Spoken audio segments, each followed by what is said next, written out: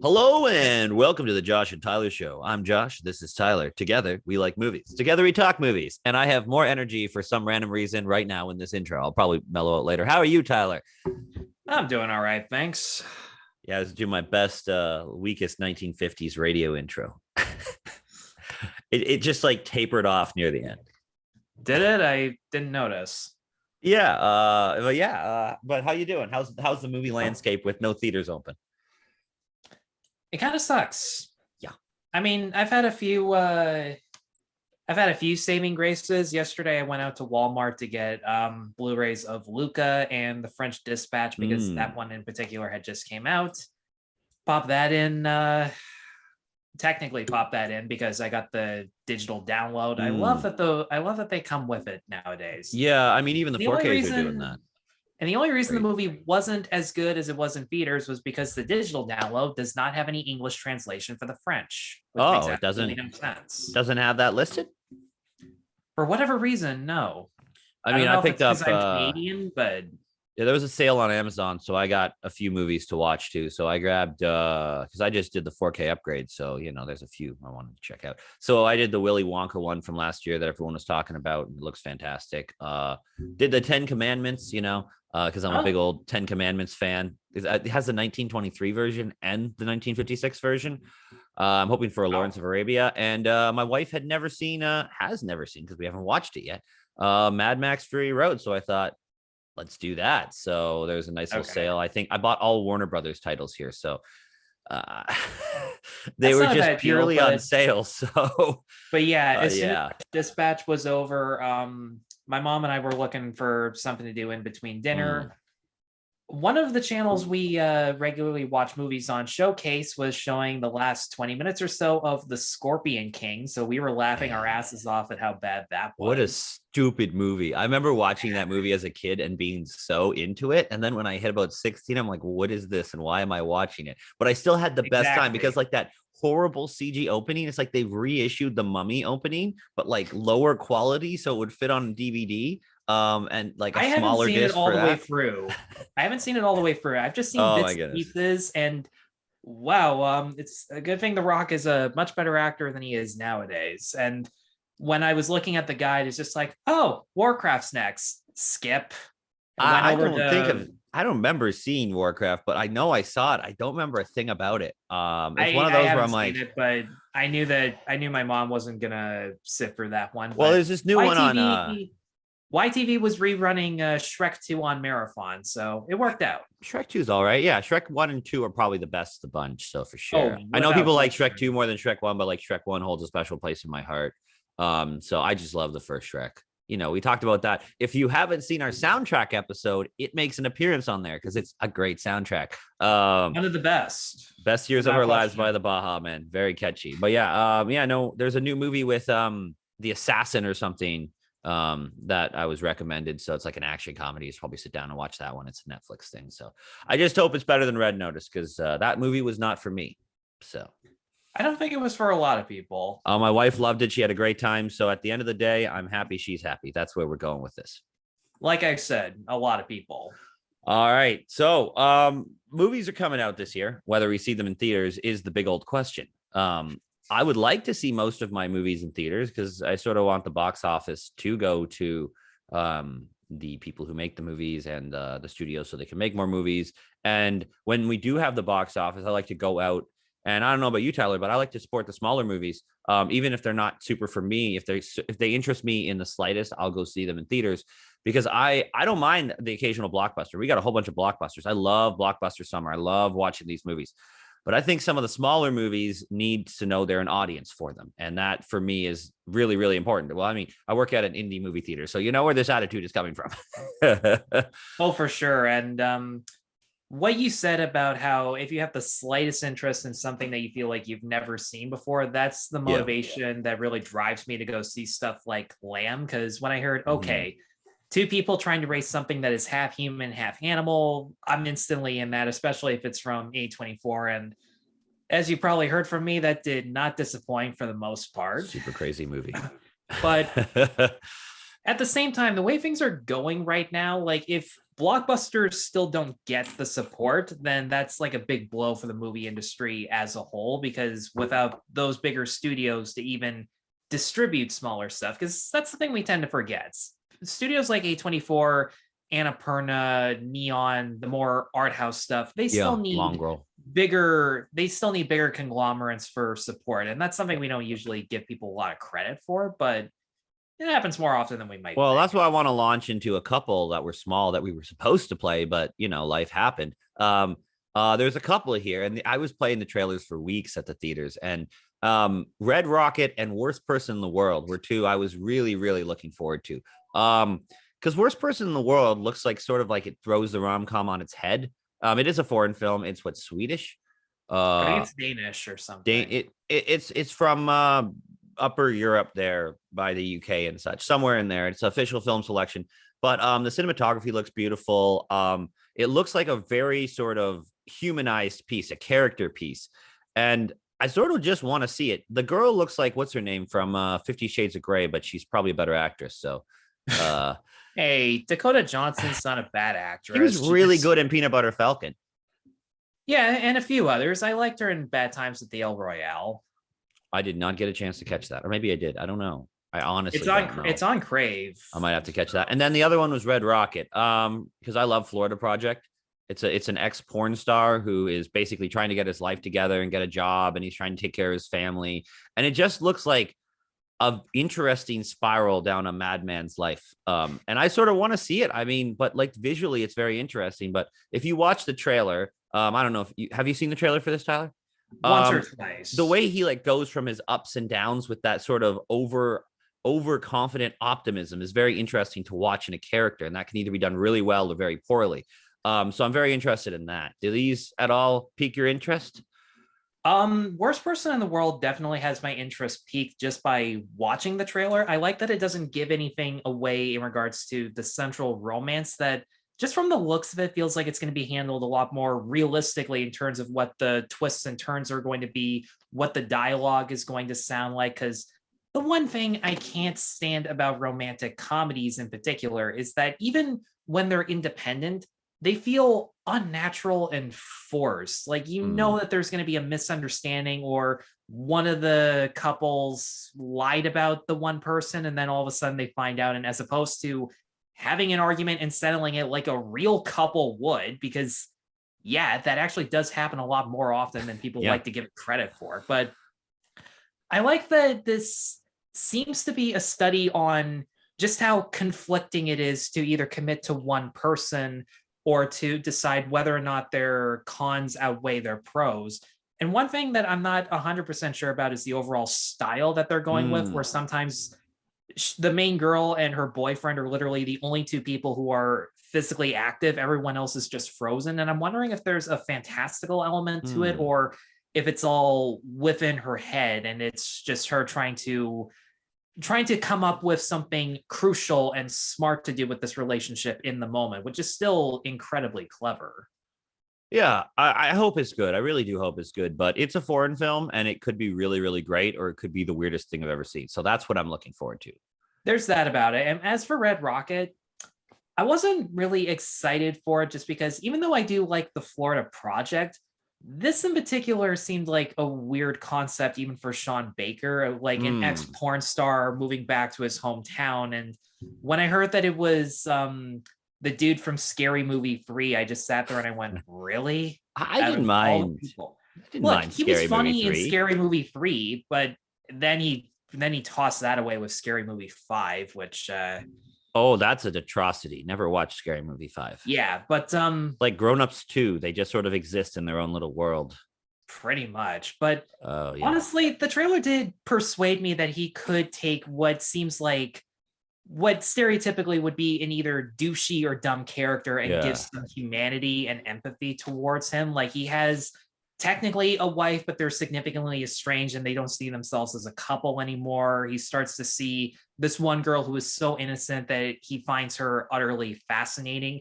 And even when he's screwing up, trying to look for work or trying to make friendships with other people, he's still incredibly genuine and polite. And that part really took me by surprise. And, you know, I tend to say to a lot of people, like, just because they fit this stereotype doesn't mean they are. But I got to be honest, I still kind of felt that stereotypical way when I heard the concept before watching the trailer. So the joke's on. Well, I mean, this movie intrigues me because it's doing what Licorice Pizza did to an extent with its relationship. It's sort of creating this platonic relationship, as you can see through the trailer, with two people of different ages, which people frown upon. Right. And I think, like, sure, should we take this with a grain And of in salt? real life, Yes. But the thing is, for good reason. and the reason I want to see this is because people, when they were talking about Licorice Pizza, someone said, I don't want to see Licorice Pizza. I don't like the relationship. But have you seen the movie? Have you been able to evaluate it for yourself? Because the whole society right now is trying to reevaluate relationships and sexuality. So why are we shutting off someone else's idea of what life should be? So I want to go out there and say, I want to see different points of view. I don't want to see the same romance over and over again. I don't want to see Hallmark shit. I want to see something interesting. I want to see something that might have a good story, and it could be a toxic relationship. We don't know because it's just a trailer. So that's why I want to go see it, because I want to support different movies. Not to mention, like, toxic relationships can still be interesting because you find out how it got to that point in the first place, which I think a lot of people sidestep because they feel as if they're quick to figure out what makes a relationship so bad. But it's not always that crystal clear. It would be great if it was, but if it was that easy, there are so many couples that you and I probably know in real life who wouldn't be together if it was. Yeah, that's fair. But yeah, what do you got on your upcoming? Give me an upcoming one you're looking forward to. Well, this is one that I didn't think I was going to be excited for when I heard about it. Did you know that they are making a Buzz Lightyear spinoff with Chris Evans? Yeah, the Lightyear movie, right? Yeah, it is called Lightyear. This is the second spinoff that Buzz has had, because he had his own Saturday morning cartoon and an hour-long movie with other people like Nicole Sullivan, Wayne Knight as Emperor Zurg, which is such a weird casting choice, but I do genuinely like that. I mean, that's exactly. No, my thinking of this is weird because Wayne Knight played the toy collector in Toy Story 2, where Zurg was in. He was Al. That's right. He was Al from Al's Toy Barn. So he's now, maybe he was the voice of.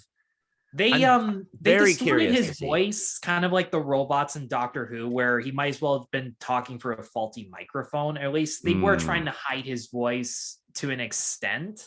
Like, it did sound very technical and robotic, but still in a comedic fashion. And in the Saturday morning cartoon, as opposed to Tim Allen, because dude was a movie star, he had anything better to do. Patrick Warburton, a friend of his who has a deep enough voice that can match Allen's, played Buzz.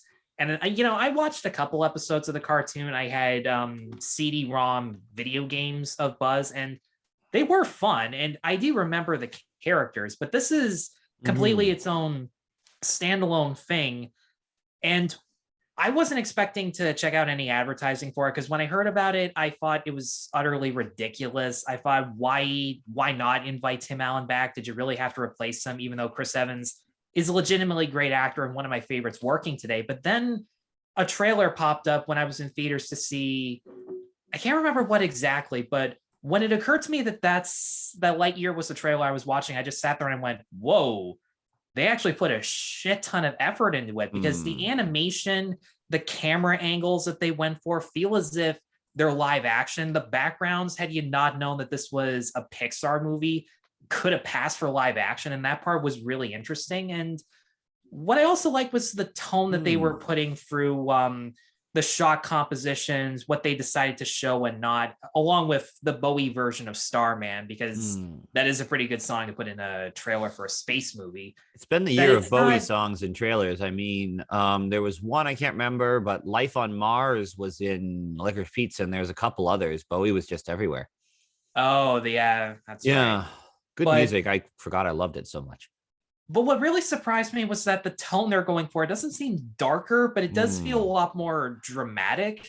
In fact, on Wikipedia, it's actually listed science fiction drama, animated drama. And I just sat there and went, are they really going for this? Like, this could easily be a mistake and all. But if it is, I applaud them for it by trying to give a fresh new spin to the character and just presenting something that legitimately I don't think Pixar has ever done before. I don't think they've ever done for something that's more dramatic than lighthearted. Some people might say WALL-E, but there was a lot of I don't want to say desperate, but kind of obligated humor to keep you from getting too depressed about a robot who's the only person on Earth left.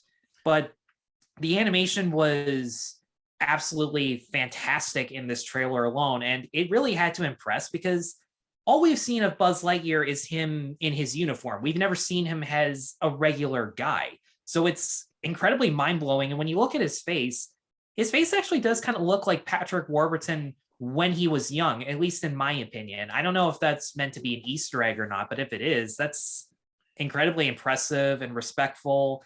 I don't know who some of the other actors are going to be in this other than apparently Taika Waititi is going to be in it. Man, he would make a good Zorg. I'd like to take a minute to tell you who wrote this movie. So it's written by Andrew Stanton, who voiced the original Zorg in Toy Story 2. But he is the creator and writer, original pitch of everything from Toy Story 1, Toy Story 2, A Bug's Life, Monsters, Inc., Finding Nemo, WALL-E, Toy Story 3, Finding Dory, etc. Yeah, so Andrew it's in really good hands. Yeah, Andrew Stanton directed Finding Nemo and WALL-E. He got his Best Animated Feature Oscars for that. I trust him a lot as a director. I didn't realize he was just a creative force on this. All I knew writing wise was that this was the last project John Lasseter approved of when he was still working at Pixar. I don't know how much of his input is going to stay in the movie given the nature of how he left, but at the same time, I'm looking forward to seeing this. It looks like it's going to pay tribute to the Saturday morning cartoon while also giving us just a good old-fashioned space adventure movie that feels, because Buzz Lightyear hasn't really been expanded upon other than the cartoon, there's a lot more new mythology and new characters that you can add along with it. I'm kind of surprised they didn't bring over some of the characters, unless they're going to do it like later on in the movie. I mean, most likely, but I mean, it's probably going to be one of the better kids movies of the year. Because looking at the kids movies, I'll just highlight the 2 kid movies that I'm looking forward to this year. I always loved Puss in Boots. They got a new one coming out September or something. Puss in Boots: The Last Wish, even like the direct to DVD sequels, they were having a ton of fun.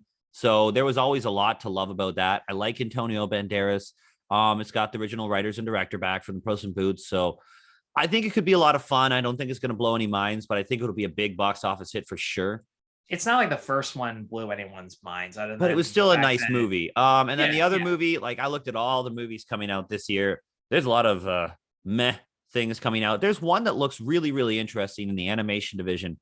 It's from DreamWorks. It's called The Bad Guys. It's about a snake, a shark, a wolf, and a spider robbing banks, and the poster has them wearing sunglasses, and it looks very, very silly, but they have this sort of realistic animation in the front, but they have cell shaded backgrounds, which is really, really interesting. So it's sort of like this super realistic, like 1980s version of, looks like San Francisco.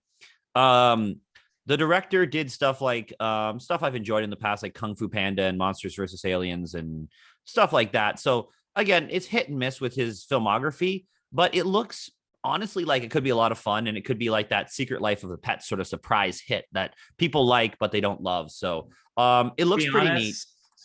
To be honest, I didn't realize that was DreamWorks. Just based on the plot alone, I thought it was from Illumination because it might as well have been. And yeah, if I'm being honest, I don't know that many other kids' movies. Like, I do have some other animated films on my list, but I have no idea whether or not they're specifically for kids or more so for adults. One that I know for a fact is going to be kids is the other Pixar movie this year, Turning Red. Which, I don't know how to feel about that one.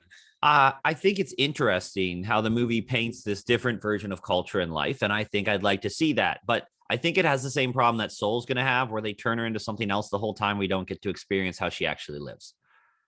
Well, I feel like they're going to shove in every part of how she lives through that one circle of friends. The circle of friends look utterly lame and stupid, even when it comes to Pixar friendships.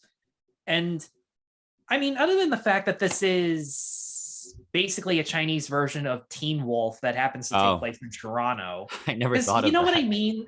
How like there's a family long transformation that runs within them and shit like that she has to learn to balance. Like Teen Wolf was the first thing that came to mind. apparently it takes place in 2002, Okay. which I guess is supposed to be explained because these girls are into boy bands. Which, yeah, like boy bands, stuff like NSYNC were more popular back then they are now, and "It's Gonna Be Mhm. Me" is the cover song that they throw in the trailer. But Well, that's like cute. the way these characters talk and how they interact with other people, it feels so distractingly modern, and that was something that kind of turned me away from this. And then when I found out the date, I just sat there and I went, "Wait, what?" I may have only been 6 years old at this point, but even I know that people didn't talk like this. Well, there's one big thing around this, and I'm sure you've seen the news around Turning Red. Have you?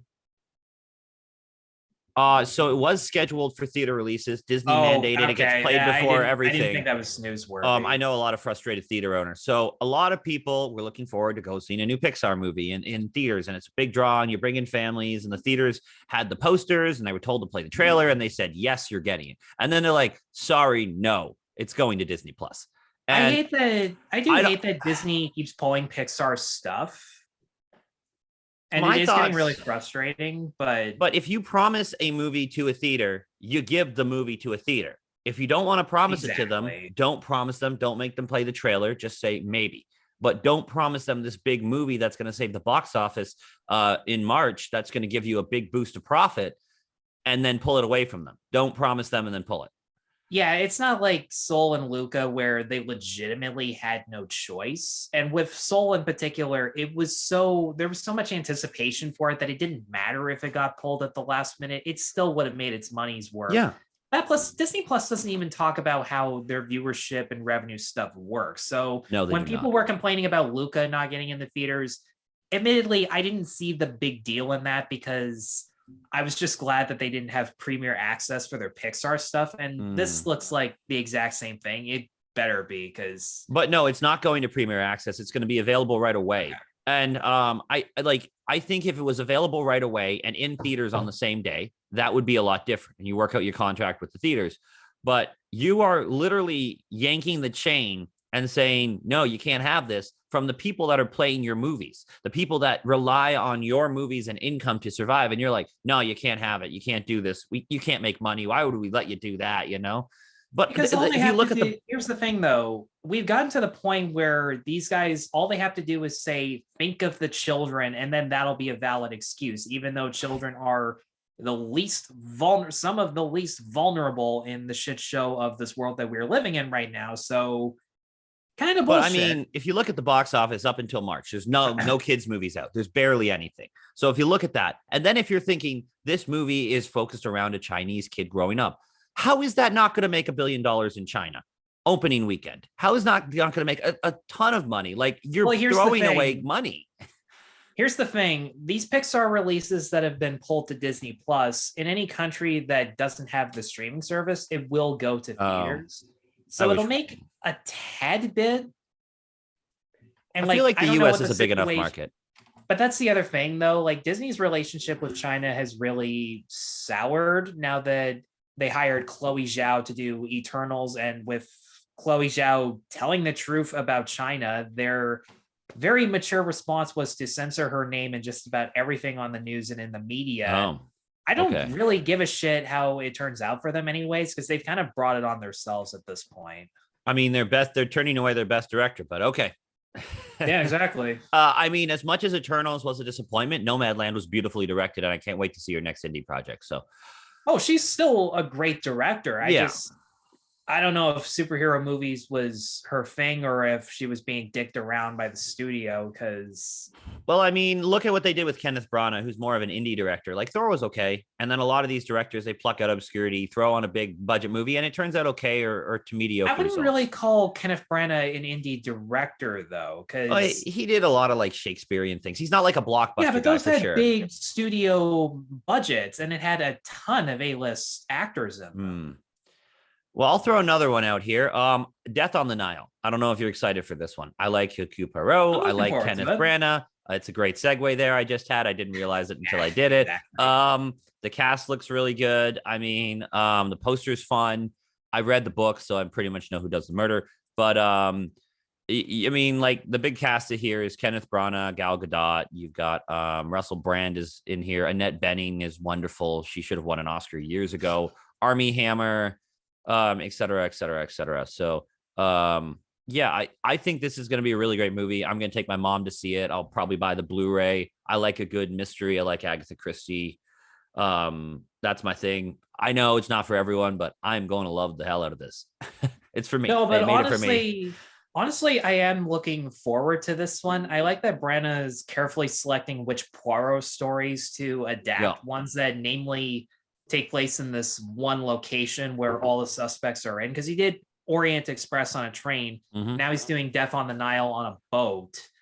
So I like the settings that he's going for. I like that he's trying to build his own mystery movie cinematic universe. Because I mean, that's a cinematic universe that could really stand out nowadays, especially since Knives Out is kind of trying to do the exact same thing. And I don't know if that sequel comes out this year or not, but if it does, that was. I don't know really if when the Knives Out sequel comes out. That's a Netflix exclusive. So, I mean, not bad yeah, for but Ryan Johnson. they'll put it out in theaters if it'll. Yeah, make I most hope of so their because money. I'd like They to see always it in do theaters. that. I really do like the casting here. I don't think I've seen Russell Brand do a movie in a while. Like, Well, let's dude's see what become- Russell Brand has done lately.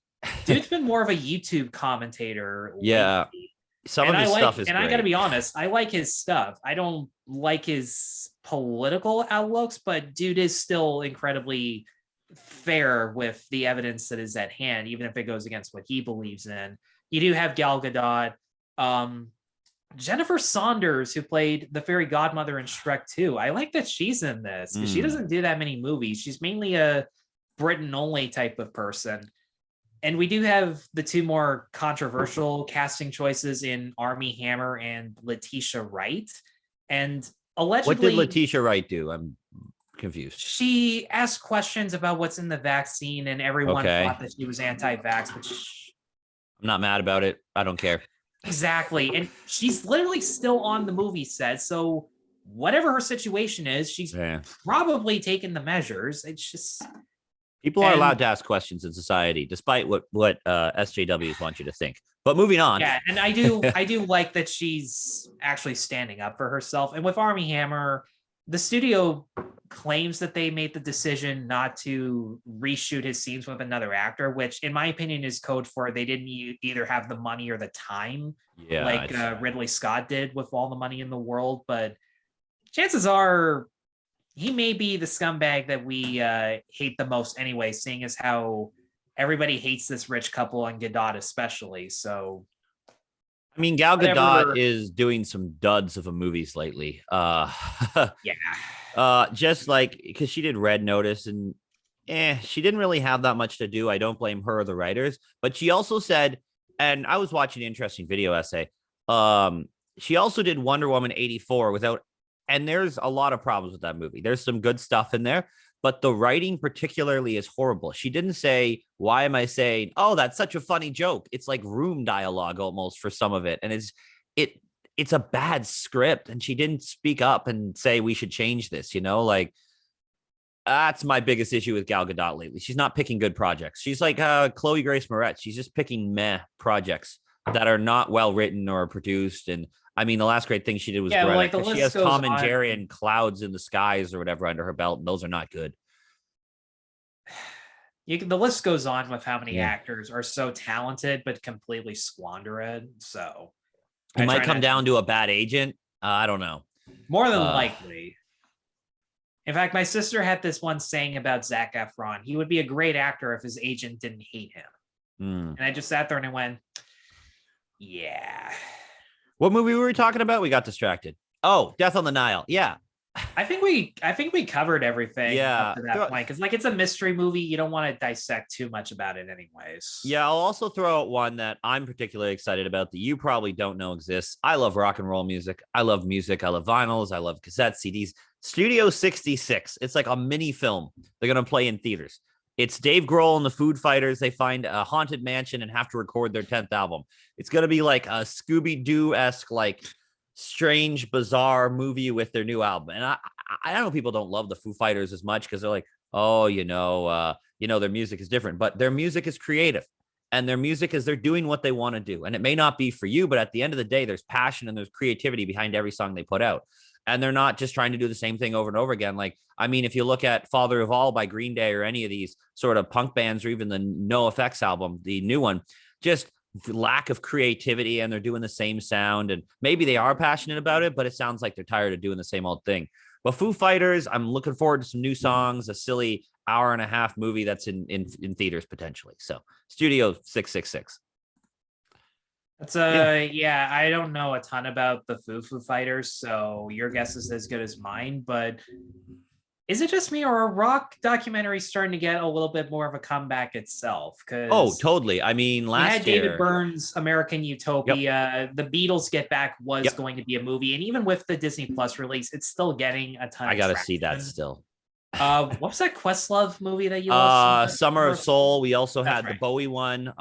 We had the Bowie one. We had the Aretha Franklin Amazing Grace live concert. We had the Aretha biopic. We're going to be getting one that I'll just throw out there. There's not a lot of details on. Spielberg's producing a Bee Gees biopic. We're getting a Celine Dion one coming soon. There's a whole bunch of music stuff coming this year. And I mean, obviously for some of those, like Celine Dion's talented, but like I want to see some of these. So, you know.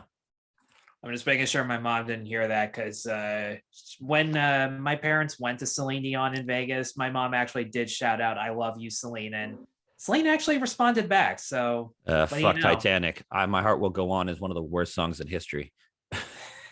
I've heard so much. It's so overplayed and so overly dramatic and mellow. And the rest of her catalog, I haven't heard as much, but she's a very talented singer, and her documentary is going to be good. I can't comment on that. Fair enough. Throw another one at me that you got. This is one of many A24 movies on this list. Robert Eggers' is The Northman, that has Alexander Skarsgård, Nicole Kidman, Ethan Hawke, Bjork. Hopefully she doesn't show up in a swan dress this time. I don't know. That's the peak of fashion, I hear. Oh yeah, it's absolutely stunning. But even though I wasn't the biggest fan of The Witch or The Lighthouse, I still really enjoyed them for what they were. In terms of horror movies, they definitely stood out in how they built tension and suspense through mythology, something that Eggers and his brother, who co-wrote The Lighthouse with him, clearly have a clear understanding and passion about. And what makes the story for The Northman so interesting is that it's based on a Scandinavian myth that inspired Shakespeare to write Hamlet. So this is kind of the original. This is basically the original Hamlet. Alexander Skarsgård plays a Viking prince named Amleth. So already you can see the resemblance there. And Hamlet might be kind of an anagram of Amleth when you think about it. But he's the typical prince who is going to be king, and then his uncle kills his dad, the king, and I guess may or may not have exiled him somewhere else in Viking territory, but he grows up into Alexander Skarsgård. He's a trained warrior. He sneaks back into the continent to rescue his mother, Nicole Kidman, and face off against his uncle with a lot of brutal action. And I'm really looking forward to seeing how Robert Eggers can do something on a much larger canvas than he's ever done before, along with whether or not he can choreograph some really exciting action sequences. Because one thing I don't like about Viking movies is that I don't find the culture all that particularly interesting. And whenever there's a battle sequence, it's so overblown, over the top, and half the time it's not even shot well. So I'm hoping he can kind of correct that. And he still has the advantage of having a huge ensemble cast. He has to juggle a lot more characters than he's used to, because with The Witch and The Lighthouse, they're very contained stories with enough people to focus on, where in this one, it's huge based on the names that I've mentioned alone. Well, I mean, Ethan Hawke and Nicole Kidman, I hope they get some scenes together, because that's a powerhouse right there. We're talking not Gothica. What's that one with the gene splicing they did way long ago? Oh, where he has to fake his replacement genes that he's actually an android or something. Was that Gattaca? Gattaca, yeah, that was Ethan Hawke and Naomi Watts, Nicole Kidman. But that was a really great movie, super underrated, interesting sort of slow burn sci-fi thriller along the Minority Report line, but with a little less action. Anya Taylor-Joy's doing good stuff, despite what I think of the latter half of that chess show. She was great in it. I just thought the writers had nowhere to go with the story there. It just sort of said, okay, now you're going to spiral in drugs and alcohol for 6 episodes, then I guess we got to end it. But poster looks really cool. Roger Eggers, I mean, The Lighthouse is one of the most unique films I think I've ever seen in my life. Really? So it's crazy, weird, and 4:3 and black and white, and William Dafoe is fantastic. And yeah, I'm looking forward Dafoe's to that. in this too. So Yeah. I'm curious as to how that's going to go, because I only saw like had bits of the trailer. I kept looking down like I usually do, but there was this one POV shot cutting back and forth between the main character as a kid staring straight into the camera, then cuts to Willem Dafoe with his Green Goblin face just telling this weird prophecy, because his name is something the Fool, which when I read that on IMDb, I thought he was going to be like a court jester who's smarter than he is, but I guess he's a shaman or something along those lines, which if he is, that's you can get a hell of a lot of good drama just crazy casting idea. If they ever need a Joker for Batman again, just get William Dafoe. Seriously. He tried out for the Tim Burton Batman. Man, he would have been so freaking good. Like, I like Jack Nicholson, but Dafoe would have been better. Possibly. Speaking of the Batman, we're both excited for this. Robert Patterson. I always butcher that name. We got I don't know how you keep doing that, but we got Colin Farrell as a Penguin, Paul Dano, who I love in a lot of movies. The Mercy, the Beach Boys one, and Swiss Army Man, he's phenomenal. We got Andy Serkis in here as Alfred. We got Jeffrey Wright as Gordon. There's just a bunch of great casting choices to love. I don't know who's playing Catwoman. That's the only one I don't know off the top of my head. That is Lenny Kravitz's daughter. Oh, Zoe Kravitz. Yeah. I don't think I've seen her in anything else, but the Batman looks super stylized and really, really cool. And it looks like they just sort of pulled a page right from the comic and said, here you go. And I mean, if you want to get people in the theaters, Robert Pattinson is like, everyone loves this man. I mean, after Good Time and all that stuff and Lighthouse, like, man, this guy's flying high. You couldn't have picked a better actor to ride into 2020 with the Batman. What do you think about this coming one? Well, I love that the world's greatest detective is finally getting a detective-focused movie, because that's the great thing of how they're positioning the Riddler in this movie, where he's kind of the Zodiac killer.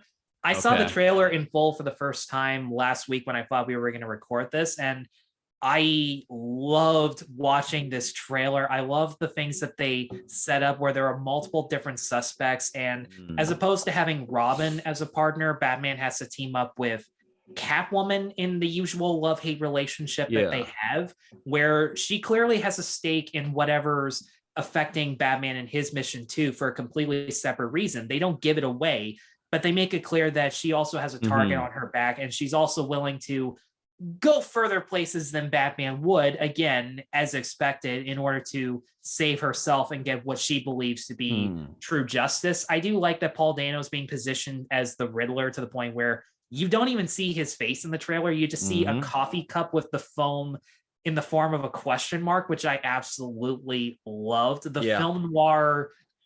film noir detective style that Matt Reeves accomplishes. He's one of the few directors in the studio system who I think can get away with accomplishing that in such a pristine and polished form. A lot of people might say, well, what about Nolan?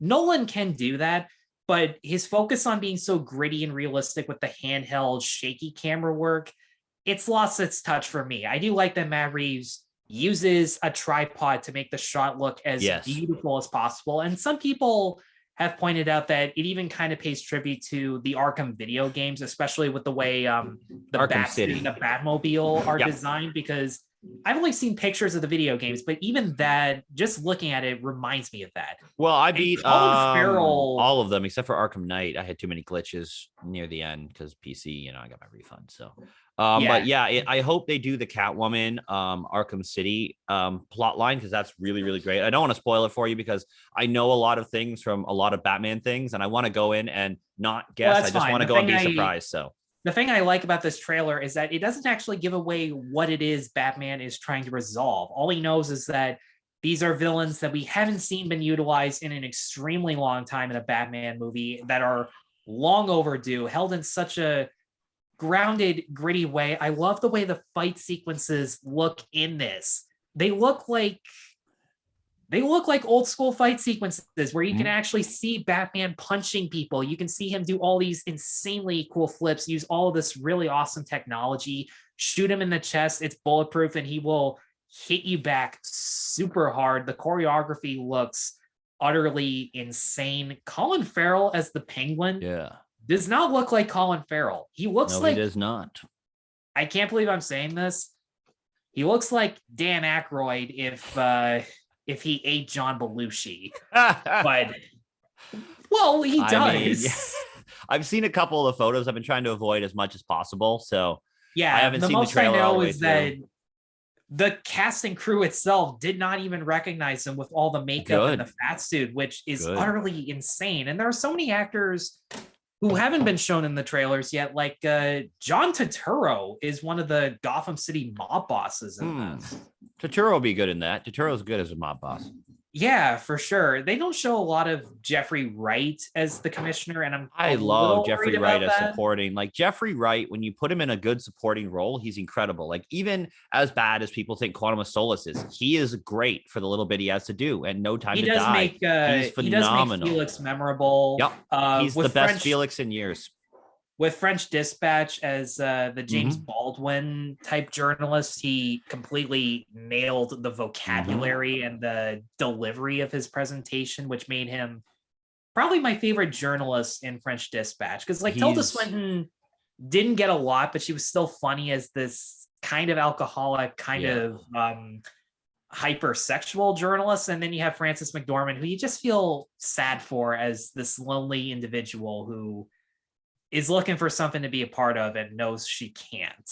Well, I think Jeffrey Wright is sort of taking the place of Gary Oldman as the character actor who does all these unique roles and is always different and memorable in all of them, even though he gets a little bit of screen time. Very much like Gary Oldman in the 90s and early 2000s. Because, I mean, you've seen his range. It's crazy. I will jump on the Paul Dano train here and the Everything, Everywhere, All at Once. This is a poster full of eyeballs. It's directed by Daniel Kwan and written by Daniel Kwan, who made the amazing, stupidly wonderful film Swiss Army Man. Wait, what? Yeah, this is from the director of Swiss Army Man. This is going to be weird, man. I cannot wait. And so basically, Chinese immigrant is swept up in an insane adventure where she alone can save the world by exploring multiple universes in lives she could have led. This sounds nuts. I haven't watched the trailer. I don't want to know anything. I just want to go watch the movie.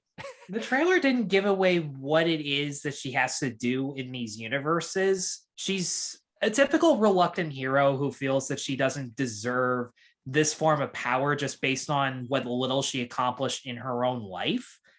But that arc alone, combined with just the overall grand scheme of going through multiple different universes where literally anything can happen. And the directors add a little bit to the surrealism of being in these worlds. Like one thing I noticed in the trailer is that with every portal that she goes through, the aspect ratio like slowly fades in. And I just sat there and like, that is such a good idea. Do not go Lucy in the Sky with the aspect ratios though, because that will suck. Man, that's a bad movie. It's only like 5 minutes in space. It's Lucy on the ground, but also the cast. Michelle Yeoh and Jamie Lee Curtis are the leads. And then you have one of my favorite character actors for TV who's been everything from MacGyver to A-Team to The Big Bang Theory to Murder, She Wrote to Hawaii Five-O. James Hong. I love this man. He's always so good in these small bits he gets. He was the restaurant owner of the place in Big Bang Theory. That's where you'd probably know him from. He was Post-Dad in the Kung Fu Pandas. Yep, he did a bunch of stuff. He's super underrated, incredible actor, and I can't wait to see what he's doing in this movie. It's probably a small part, but it's going to be memorable. I want to know so bad why Ke Huy Quan is in this. I don't know. Because he hasn't done anything in a long time. For anyone who doesn't know who Ke Huy Quan was, he's Short Round from Indiana Jones. And what was his name in the Goonies? Oh my goodness. Let me look it up. This is like I don't know. I hated him in Indiana Jones, but I actually wish there was more of him in the Goonies, Data. which is a really weird. Data. What's that? Data. That's right. That name made no sense because like Rube Goldberg machines don't revolve around Data. But well, regardless, I'm looking forward to this one. So I think it's going to be the weirdest movie of the. Maybe not the weirdest movie of the year. You throw another one out, then I've got the weirdest one to talk about. Well, I mean, that's certainly one of them. And it's one of the weirdest ones all year, even though we barely know anything about it. That's one weird one that if this does play in theaters, I'm absolutely going to show up. The unbearable weight of massive talent. This was my next one. Man, this looks so crazy weird. I want it. Yeah, and I don't know how to feel about this. I don't know if this is like an action comedy version of Being John Malkovich in a certain sense, but I mean, right down to the fact that Nicolas Cage has a conscience who looks like his younger, more talented self, and he has to rescue his ex-wife and daughter from billionaire super fan of his, Pedro Pascal, who gives him tens of millions of dollars to go to a birthday party, which...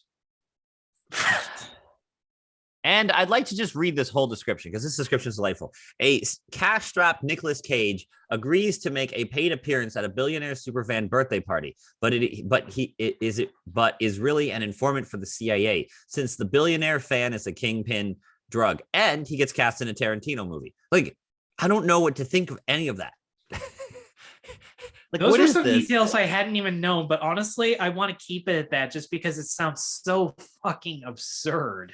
It like looking at the pictures, it's just like, what the heck is this?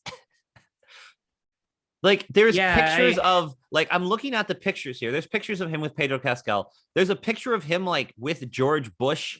And then like he's behind like black and white artistic cameras behind the thing. I don't even know what this is. Like I don't even know. I couldn't even predict the opening scene. Like, all I know for sure is that Nicolas Cage flat out said that he can't see himself actually watching this movie, which is loss. There's a picture of him wearing a pink Superman jacket with angel wings and a poodle. I don't even know. It's going to be delightful. I think that has something to do with the one time he was supposed to play Superman in that Kevin Smith script that once got. There's a really interesting documentary from the late great John Schnepp about that. If you do want to check it out, that's available. And it's all about that. And it covers the story, and they get interviews, and it's really great.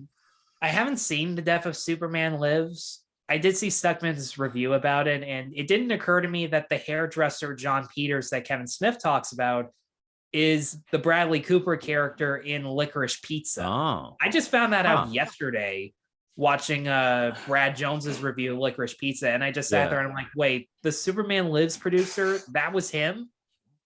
Wow. I almost want P.T. Anderson to now make a movie just with Bradley Cooper as John Peters. Yeah, I mean, there is also the supporting cast is Neil Patrick Harris and Tiffany Haddish.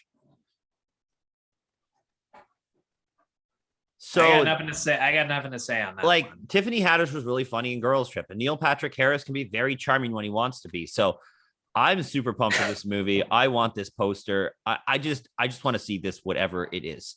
I'm guessing you want the kaleidoscope poster of them. I have the Prisoners of the Ghostland poster. That is a crazy trippy poster. I'll bet it is. We never did get around to that one. And I have the Color Out of Space as well too. So, of course you do. But man, I'm so pumped for this movie. You have no idea. Oh, that's totally valid. How many you got left? I got 4 left.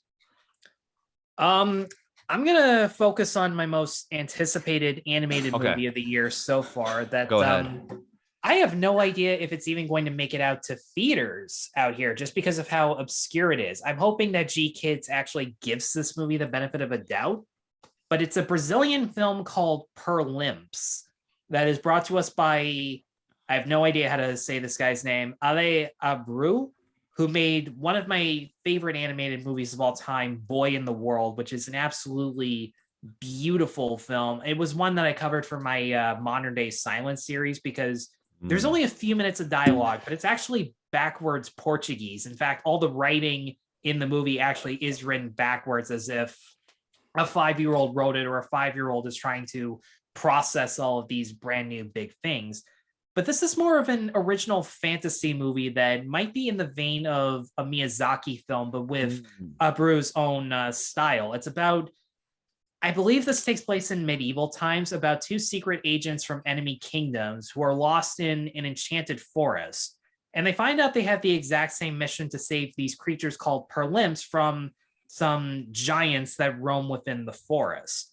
I've only seen a trailer for it, and the trailer didn't have any subtitles for English. So I don't know what the characters are saying. I don't know who's who, but I absolutely love the art style that is very much in tune with Boy in the World, and that it feels like it has more. It looks like it was drawn with pencil, crayons, and paint as opposed to traditional cell animation, but it's just as bright, vibrant, colorful, and it has the exact same fast-paced fluidity that you would expect with a Miyazaki film. It looks incredibly beautiful, and it also looks a little bit intense because in the trailer, there's one point where the two main characters are sitting on opposite sides of a tree, and it looks like the camera is peering at them through a bush, but then part of the bush moves and it turns out to be another creature, and I just sat there and I'm like, wait, what the fuck's going on? Is this going to turn into a little bit of a thriller in that regard? There's so much I don't know about this movie. Again, like the fact that I don't know if I'm going to be able to see this in a theater, but I'm going to throw this out to you guys for a suggestion, right? Oh yeah.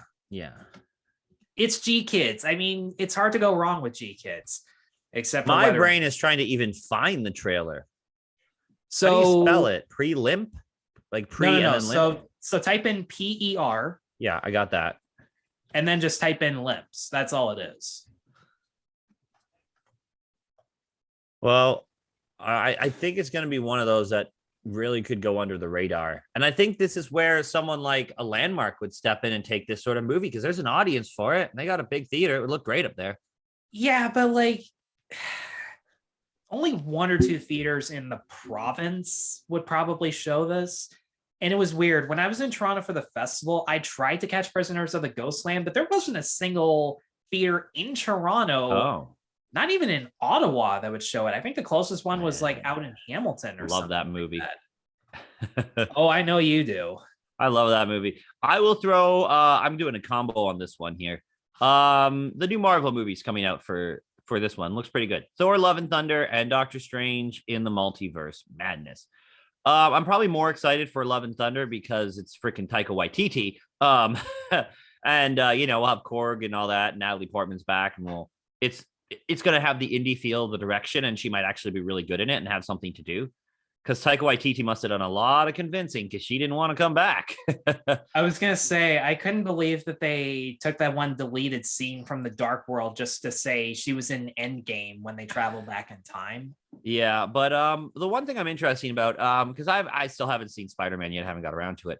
But really? Doctor Strange plays a pivotal part in there, I understand, and I really like the WandaVision TV show, and it's going to be a multiverse thing. I think it's just going to be like a chaotic sort of time jumping sort of caper movie. I don't know who the villain is. I haven't seen the trailer. I mean, the poster looks fairly mediocre, but I think I'll have a great time watching it. I think it'll be probably a lot better than a lot of the Marvel movies because I actually care about the characters. I can't say that for like as much as fun as Ant-Man is. I just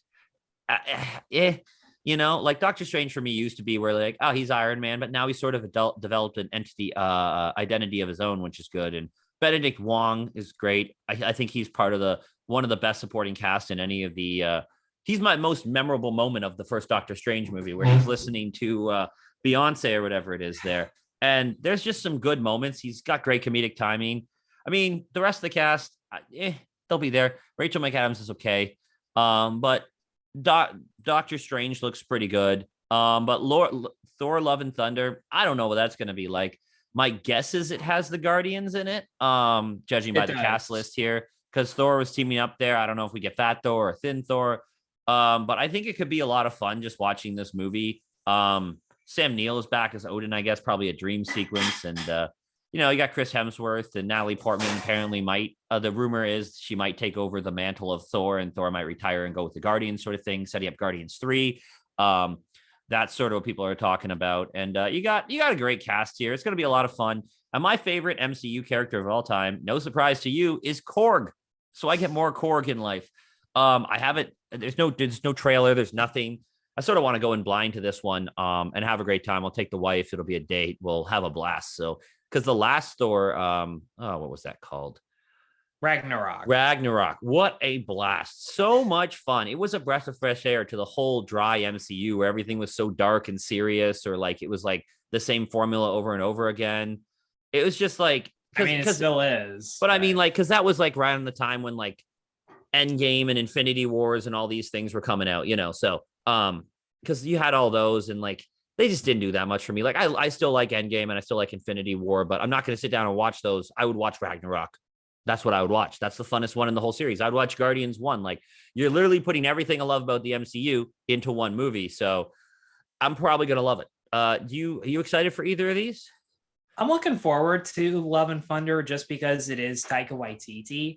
Yeah. I can only imagine what it will be like having the cast of Thor and the cast of Guardians within an entire movie, or at least as much as they can be in the movie, because it's still got to be a relationship between Thor and Valkyrie, then Thor with Natalie Portman, who I don't know how they talked her back into this other than saying, hey, you actually get to have powers this time around. You actually get to do something, which out of all the characters in Marvel, I'm not sure that I really needed her to have powers. Then again, I didn't feel like I needed her to be in these movies to begin with, because the scientist characters, they've always held the Thor movies back for me. Because like as great as Chris Hemsworth is, you still have people like Stellan Skarsgård and Kat Dennings just completely embarrassing themselves. Well, I mean, I didn't really thought I would care about Scarlet Witch till Infinity War either.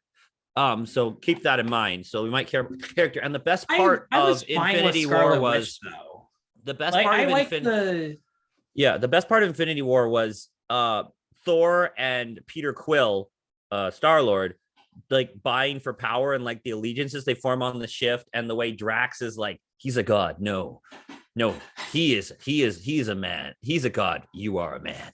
Like, just that's my favorite interactions in those movies. Total battle of the Chris's there. Yeah, it's just gonna be delightful for that little bit.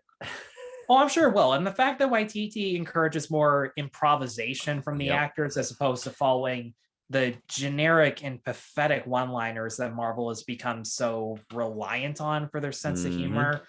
The comedy in Shang-Chi especially was just pure shit. But I really enjoyed Awkwafina though, but I'm a big Awkwafina fan. So I'm the odd one out. I didn't hate her as much as I did the first time around, but like still, it's the stuff with Ben Kingsley. I just kept hitting mute because why did they bring him back? That made no fucking sense. I don't know. Other than a cheap apology to Chinese people, even though your relationship with China is completely fucked forever anyways. Hey, I mean, I thought it was a fun cameo, but I don't think Marvel movies are for the general audience anymore. I think they're for like the super nerds now because they're so they've become for the general audience. I've noticed some of them but up until like Endgame, they were not really general audience unless you had a spin-off movie. The main movies were like, do you remember all the other Avengers movies and like this part in Captain America? You better, or you're not going to get it.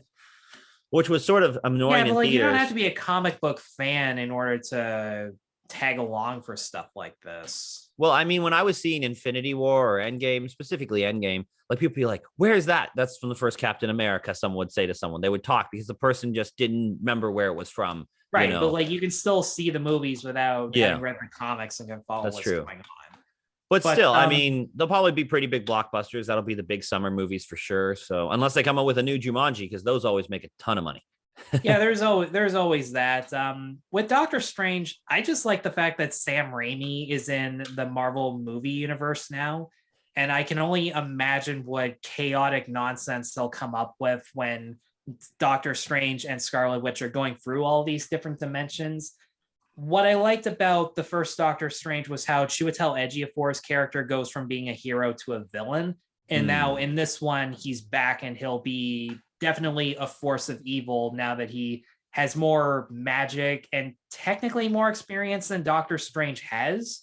So I can only imagine what type of back and forth will happen between them in terms of their rivalry. Yeah. Some people, I didn't realize this. There was actually a 1970s Doctor Strange show, and with Oh man, I gotta look this up.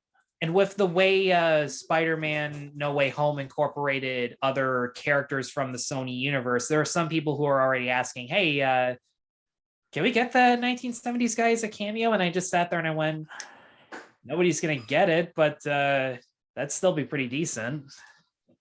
Doctor Strange. It's a TV movie, I think. Maybe not. Okay, it's a TV movie from 1978. So this would have been right around the time they did the Wonder Woman movie as well. And they would have started the Incredible Hulk and such. So Peter Hooton, what did he do? Not a lot. What did he do that's notable?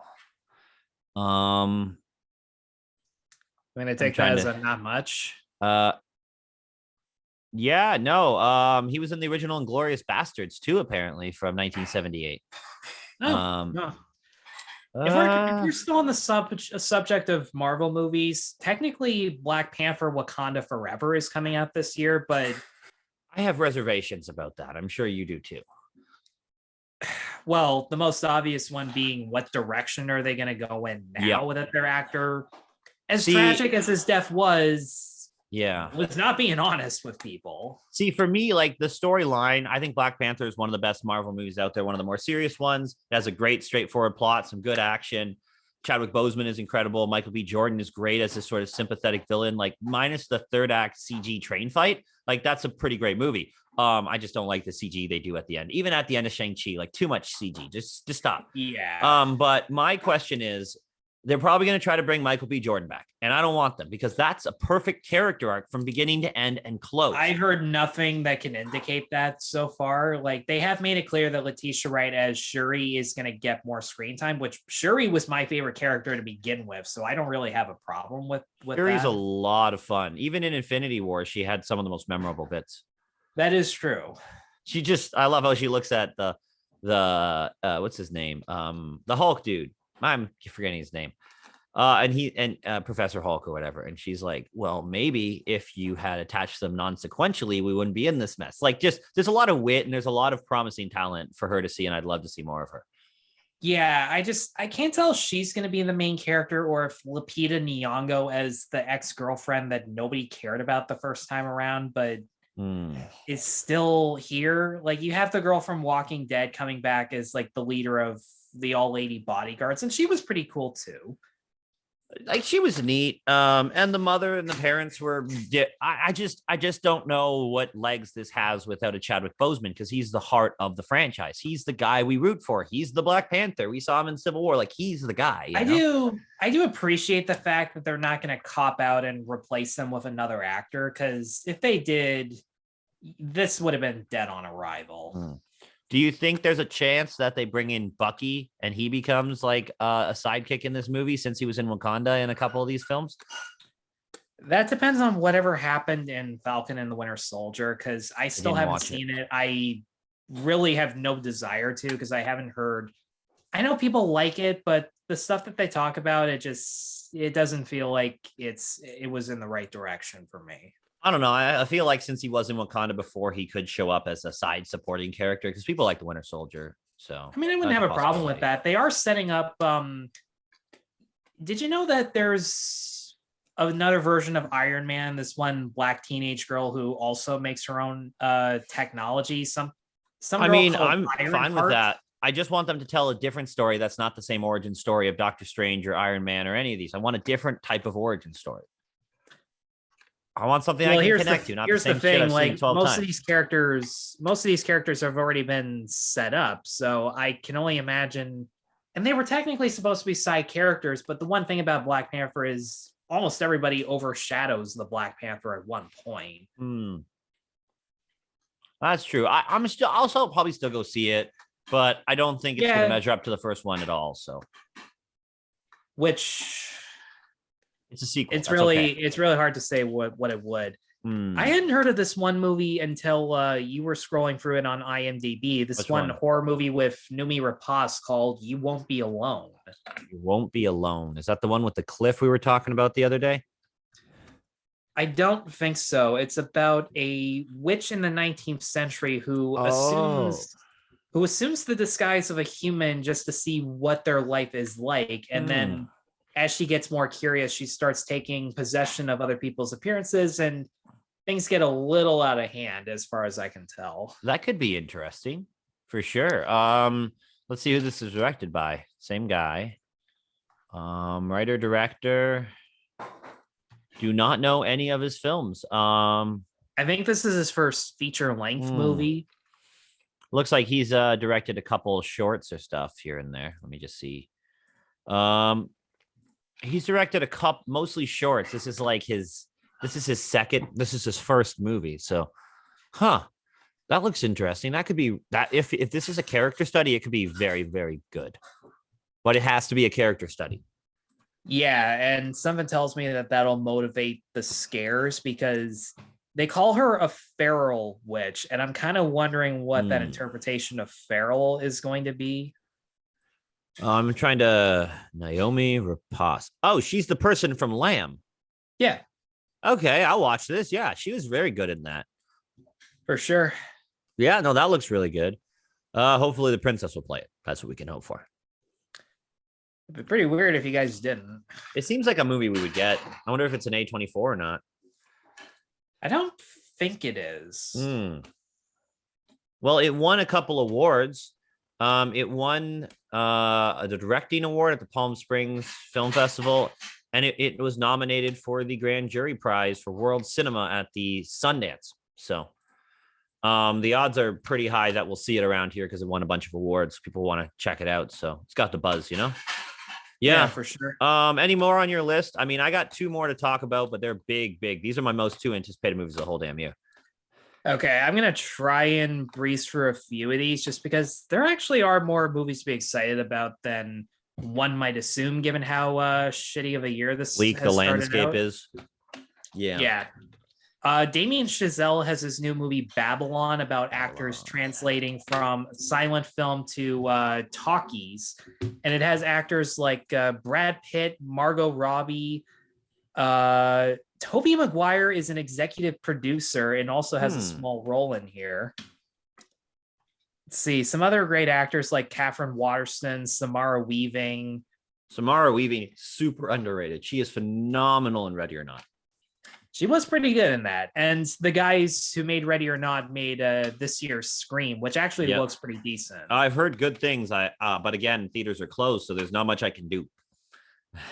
No, but let's put it this way. Tomorrow, like the day after we're recording this, kids are going back to school. And people are going to say, well, you have 30 kids in each classroom. Maybe it's our turn to interact with people, and eventually our leaders are going to cave into that, whether it was... hopefully I did enjoy Scream 1 and 2. I thought they were on the nose and fun, and I watched Stuckman reviews on it, and he said 5's pretty good, so I'm looking forward to it. I don't remember 3 or 4. I'm pretty sure I've watched them at some point, but not a bad franchise overall. Scream 4, in my opinion, has the best intro out of all of them because of how meta it is. Okay. And then the rest of the movie is your basic Scream movie, but it is still pretty good. I loved Hayden Panettiere in it, and I really wish she came back for this one, but she didn't. My brain would have to actually go back and like watch a trailer to see which one this is. I remember Scream 1 very vividly and number 2, but other than that, it's just like, But yeah, there's that. There's Scream, Mission Impossible 7, which I'd have to know more about. I don't care what happens in Mission Impossible 7. Every time one of these things come out, oh my goodness, it's like the theater experience of the year. You're on the edge of your seat. Tom Cruise is doing some crazy shit and jumping off a plane without a parachute or flying through space or whatever he feels like doing, because you know that's what he's doing, and I love it. I love the supporting cast. I know we do have Christopher McQuarrie back, who did 5 and 6, which are probably the best 2 in the franchise, arguably. Like, people love 3, and I like 3 a lot. And I think the first one's got its merits, and I think 4 has got some good stuff. But there's still people who prefer 5 and 4. 6 is phenomenal. And then you got Rebecca Ferguson, who's one of the most interesting side characters in any spy films with conflicted allegiances. Simon Pegg, you've got Ving Rhames, I'm sure will be in here. You've got the usual team, which I'm always excited to see on screen because I've been spending 7 movies with these guys, getting to know them, you know? Well, 3 for All Pegg, I know is that there's some stunt involving a motorcycle and a parachute based on some behind the scenes video. I can only imagine what that's going to be like. Like when I was watching Mission Impossible 6, was that Fallout? I think it was Fallout. Yeah. And like they got to the camp and they brought back his wife from number 3 that he cut ties with. So, you know, and they did this. And then he gets up in this, he does this ridiculous stunt. And I'm just mind blown. There's no other cinema experience like Mission Impossible. It's awesome. Well, I'm hoping that Tom Cruise's other movie this year, Top Gun Maverick, has the exact same effect because I hope so. The dogfights look insane. They actually planted IMAX cameras onto these jet planes as they were flying them, which is it is just so awesome. It's directed by Joseph Kosinski, who directed Cruise in Oblivion. He directed Miles Teller in Only the Brave, because Miles Teller is in this one as Goose's son. So I mean, it sounds pretty good. I like the first Top Gun enough. I think there's some really great stuff. I think it's definitely of its time, but the volleyball game is a great scene. The flying stunts are definitely the standout. It's got a good cast. And I always forgot the song they play on the piano. I don't know if it's as time goes by or something, but it's a fun rewatch. So I hope Tom Cruise. That's the song, The Righteous Brothers. I hope that Tom Cruise flies the airplanes. If I'm going to be disappointed if he don't. It looks like he does. He better. Like they have no problem hiding it. I want him to fly the airplanes. Cinematography looks larger. The stakes seem a lot higher. It feels like it could be a standalone movie, given that it has been 20 some years, and to make it like mandatory to watch the first one would be kind of ridiculous at this point, because this was supposed to come out before the pandemic, as far as I'm concerned. But I think they had more stuff to reshoot. I mean, Tom Cruise, when he does reshoots, he takes his time. I'm not worried at all. Certain movies I would worry about for the reshoots and such. Like if you're reshooting too much of a Marvel movie past like a month, you know something went wrong. That's a problem. But if it's like less than a month, you're okay. Yeah, but enough about Eternals. Well, no, it did. There was a ton of reshoots for a lot of other movies too, not just Eternals. They practically reshot several films of the past few years. I have a list somewhere. That's a list we'll do one day of movies that the reshoots didn't work out or something. Because that'll be an interesting list. One I'll do. What other ones you got there, Tyler? Not much left. I don't know a ton about Guillermo del Toro's Pinocchio other than some of the actors that they got.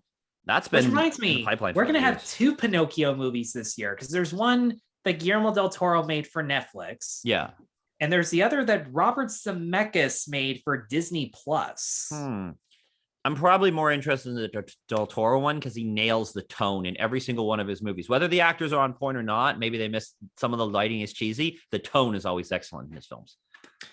Yeah, and honestly, the Del Toro one has more of an impressive cast where you have people like Finn Wolfhard, Ewan McGregor, David Bradley, who most people know as Walder Frey from Game of Thrones. I can only imagine what character he's playing. We'll see. I think Christoph Waltz is the Fox. I think. I would have to double check. That sounds really cool, unless it's George Clooney and he's playing a fantastic Mr. Fox. It sounds a lot better than... Here's the thing. There are great actors for the Disney Pinocchio, but I can't tell whether or not they fit the parts. Guess who's playing Jiminy Cricket? Ryan Reynolds? Joseph Gordon-Levitt. Which actually sounds okay. But then you have stuff like Keegan-Michael Key as the Fox, which I don't know if that's brilliant or too stupid. I mean, Keegan-Michael Key, he did really louse up Toy Story 4. I didn't care that he was there. He's such a funny guy. I liked Jordan and Peele as the duck and whatever the other one was. Their characters didn't have anything to do. They were just there to crack a joke and move on. That was their whole shtick. Yeah, but I like their jokes. I like just how almost serial killer-esque they were, and like how they keep mimicking horror movies. Yeah. And Keanu as the stuntman just goes, "Can you guys really do that?"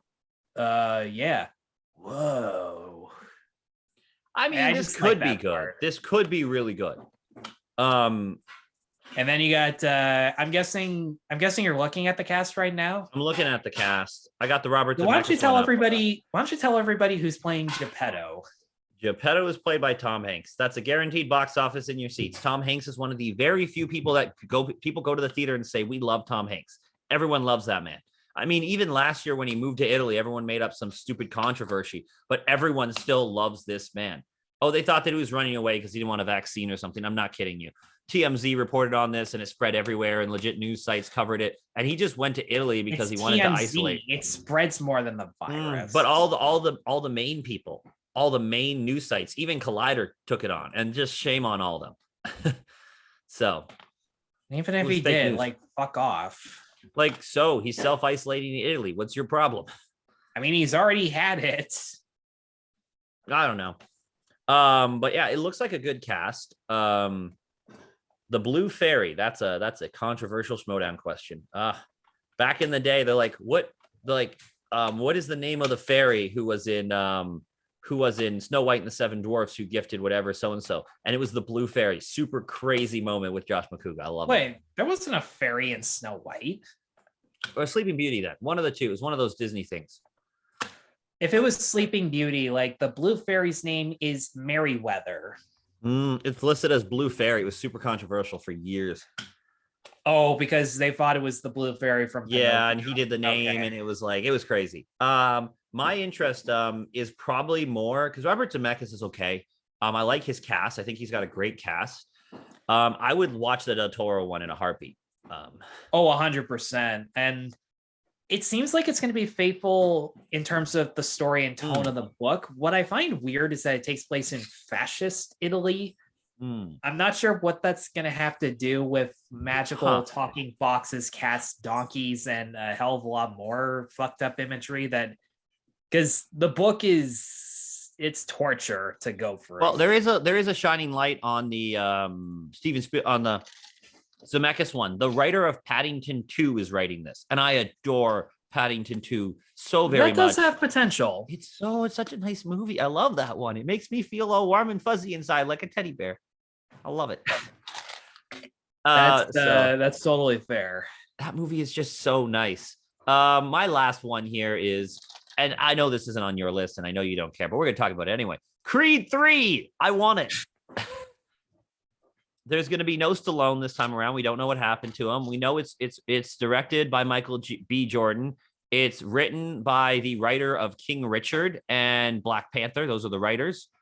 And we got Tessa Thompson back. We got Felicia Richard and Michael B. Jordan as Adonis Creed. And I'm super excited because, I mean, this is what they did in the franchise in 1980, was it 83? 83 for Rocky 3. They took out Mick. It's just Rocky. He's doing his own thing. The supporting characters get a chance to shine.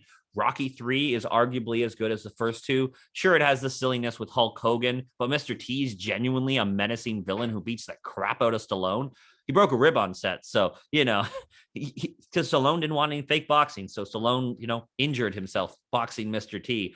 And Tessa Thompson is one of the most interesting actresses working today because she can do something like Sorry to Bother You, which is phenomenal. And we love that movie. But she can also go and nail the hell out of Valkyrie in Thor, which is a really, really cool, complex character. And now she's King of Asgard from Endgame. So she's got a lot of talent. Michael B. Jordan, I mean, he's done a lot of stuff with Fruitville Station and everything up to now. I mean, I'm just excited for this movie. I'm expecting to walk into theaters. Adonis has got some sort of thing he has to overcome. And, maybe he's got to talk to his wife. They'll have some conflict there. He's got to talk to his mom and say, how should I handle this now that Rocky's gone? Hold on. Excuse me. And then he's going to go and he's going to fight, and maybe he loses, and maybe he loses at the end of the movie. Maybe he wins, but he's going to have the heart of a champion. And I'm going to walk out of that theater, fist pumped in the air. I'm like, yeah, Rocky. And I'm going to have the best time. It's going to be my best theater experience of the year. And there's no way you can mess this up. I came out of Rocky 5 like that. Like, this is for me. They made this for Josh. I'm so excited. I'm so pumped. I know that you're like, whatever, it's Creed, but like, this is my thing. I'm the guy when Rocky 4 happens and he starts beating the crap out of him in Russia, and he's going and the crowd starts chanting Rocky, and the prime minister doesn't know what's happening. He's like, I'm like, Rocky, Rocky. And I'm there in that crowd. I am there cheering for Rocky because if you can change, I can change. Give me fucking Creed 3 now. Love it. I can't remember what episode I was rewatching of our show where you quoted the "If you can change, so can I." You can change. I don't got it today. I'm just, if anyone's wondering, I am straight off of a COVID shot yesterday, and it's making me very sick from the COVID shot, my third booster. So, dude, in all seriousness, it doesn't show. You still have the same energy you've always had. I am so pumped about Creed 3. Like, seriously, just give it to me. That's totally fair. I don't even care if they bring back Mr. T. I'm fine. Bring back Mr. T. Fucking do it. It's fine. I don't care. Just give me this fucking movie. Yeah, I'd be more than okay with that myself. I think that'd be cool. But yeah, what do you got? What's like, what you I'm out of movies, so you just got to fill up. Yeah, just tell me what's left. Okay. I'm just, once again, I'm going to try and breeze over these as much as I can. I kept seeing a trailer at the Princess and at Landmark for a true life comedy called The Duke about a guy who stole a painting and held it for ransom on the proviso that the government donate money towards wounded veterans. Mm-hmm. And the trial that goes along with that, Jim Broadman plays the real life thief, as amateur as he was, dealing with the publicity and how simultaneously supported and disappointed his wife Helen Mirren is at him, because dude, at the very least, could have been open and honest about it, because it's not like she would have went to the cops out of fear that she might have been complicit, or she just doesn't want her husband to get into that sort of trouble. And I believe Ben Whishaw is in this as the defense attorney. I think so. Let me just go to The Duke. 1 second. But this movie just looks so charming. Like that's the vibe it gives off. It looks so sweet. And the guy from Dunkirk, the main character, he's actually playing their son, which I think it'll be interesting to hear him actually talk for once. Because the cool thing about Dunkirk was that you didn't need people to talk for the story to be all that interesting, which how often can you say that about a Christopher Nolan movie? So there's that. A Mark Rylance crime drama called The Outfit. Yeah, got a great poster. A tailor. Yeah, that poster looks utterly insane. See, that's what posters should be. Posters should make you intrigued, give you enough about the movie. We know it's fabric. We know it's a tailor. We know it's Mark Rylance. That's all we need to know going into this. The letterbox poster for this next one I'm about to mention is just, it kind of looks like a painting of waves on a beach. But it still feels so sweet and heartwarming.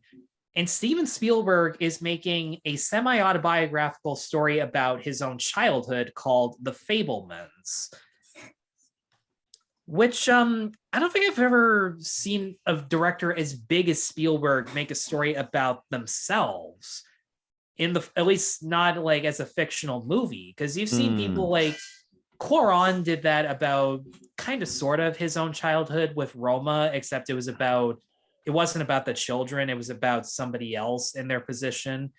And you have that's the same Belfast with Kenneth Branagh. That's about him growing up. So, and Kenneth Branagh did that as well too. So that's starting to become a thing too. Yeah. This movie has Paul Dano, Michelle Williams, Julia Butters, the little girl from Once Upon a Time in Hollywood. Oh, okay. Oaks Fagley, the kid from Wonderstruck and the Pete's Dragon remake. Okay. Judd Hirsch.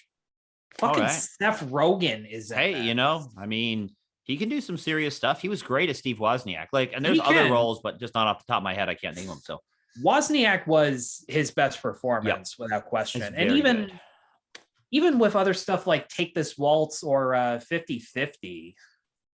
Because 50-50, that's true. He was very good in that. One thing I foresee this year, we've been talking about Paul Dano so much. What are the odds you think he gets nominated for something? Because all these movies we're talking are Oscar contenders. Very well could be. This next one I'm about to mention is most definitely not going to get Oscar consideration for the subject matter. But it is from the director of Call Me By Your Name and Suspiria, Luca Guadagnino. And it also stars Timothy Chalamet, but it is a romance horror called Bones and All. Oh, see, I thought you were talking about the Dylan pick that's been rumored. He was supposed to play Dylan in something. I can kind of see him doing that. Yeah, he's got the hair for it. But anyway, continue. He does have the hair for it. But it's a love romance. It's a romantic road movie that is also a cannibal horror film, with Timothy Chalamet and let's see, Taylor Russell, Mark Rylance again, Chloe Sevigny, David Gordon Green. What the fuck is he doing in this? Oh, my brain. I'm just trying to think of who is David Gordon Green. He's the dude that's directing those new Halloween movies, and he was a producer. Yeah. Okay. He was a producer on Suspiria, so I think that might have. Suspiria is fucked up, man. That's a great movie, but fucked up. And you're talking about the one that this director made, right? Yeah, the 2018 one. The original is even more messed up somehow. Like it leans into the atmospheric of the cult, and it's like crazy in your face. And like it's more body horror, it's more of everything. It's 70s exploitation Italian cinema. Really good, just really messed up. This one girl that Josh and I used to be friends with, one of her favorite movies is Suspiria because she really loves gory giallo type of movies. That's a good flick.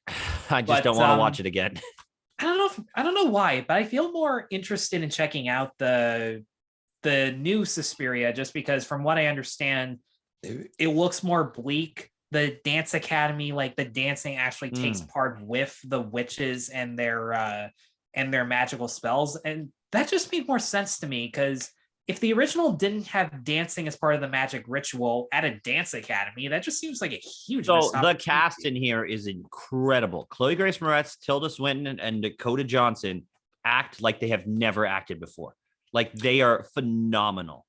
That's what I understand. And I also heard that Tilda Swinton plays more than one character, or at least sort of. Yeah, I don't want to spoil it for you. Pretending to be multiple people, because that just makes more sense to me. Yeah, but like there's not a bad performance in this movie. It's chaos, it's messed up, it's yeah, you would like it. Is it old school horror or is it like more it's like 90s sort of slow burning horror. Okay. So, I like fantastic. I like the sound of that. Yeah, yeah, Bones and All is the one you were talking about, right? Yeah, it's based on some kind of novel, and I can only, based on what you said about Guadagnino's Suspiria, I can only imagine what kind of fucked up stuff there is. Is the novel called Bones and All? Yeah. Book. Okay, let me just see here. Have you ever seen Loving Vincent? I know that was at the I have, yeah, it's a delightful film. That's one of the most artistic films I've ever seen in my life. Well, the director of that has made another movie in the exact same format of rotoscoping the drawings by painting them. Oh, man, I want this movie.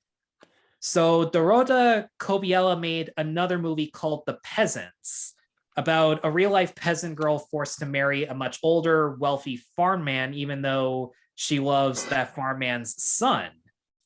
Okay. So already there's a lot of envy and hate with the villagers, and she has to fight for the choices that she wants to make. But I'm just kind of wondering how this style is going to play into the story, unless it really just is trying to make a new type of animated film. And if that's what they're going for alone, I definitely would want to check this out because I missed Loving Vincent when I got the chance. I'm sure it's amazing. It's incredible. Fantastic. Basically they shot it for many years and then they frame by frame 60 frames a second animated over top of it. Yeah, and like I said, this is the exact same thing they're going for here. And between this and Pearl Imps, I just love that animated movies are trying to look more different, at least independent stuff or from other countries. Because last I checked, the filmmaker, I think, was Polish or something like that. Uh-huh. My grandpa I will say, did you see Raw at all? That movie, the French film? I have not, because I'm not really a big fan of cannibal stuff. Okay, so I looked up the description of the books for Bones and All, and this is the first tagline. I don't know if it's for you, but it's for me. Since she was a baby, Marin is what you might call an issue with affection. Anytime someone gets too close to her, she can't stop herself from eating them.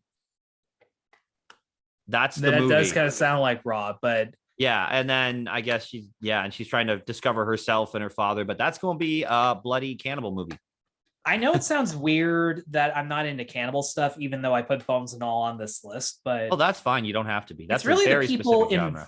It's the people involved that want to take a big chance on something that they're more passionate about than a generic studio movie that has me more interested. And the last one I'm going to mention, because there really isn't that much information on this movie. Which one? The dude who made When Marnie Was There, he has his Hmm. own studio now called Studio Pinocchio, and they put Okay. out 2 movies so far: Mary and the Witch's Flower, which I still haven't seen, and this anthology called Modest Heroes. Okay.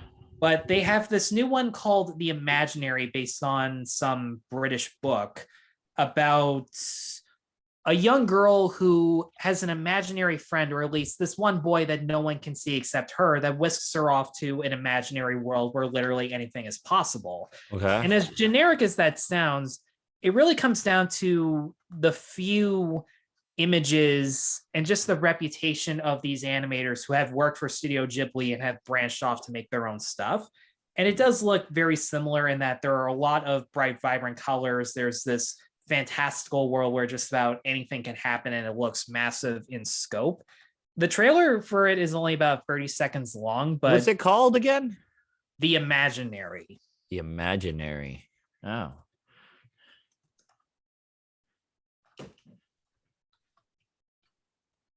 The Imaginary.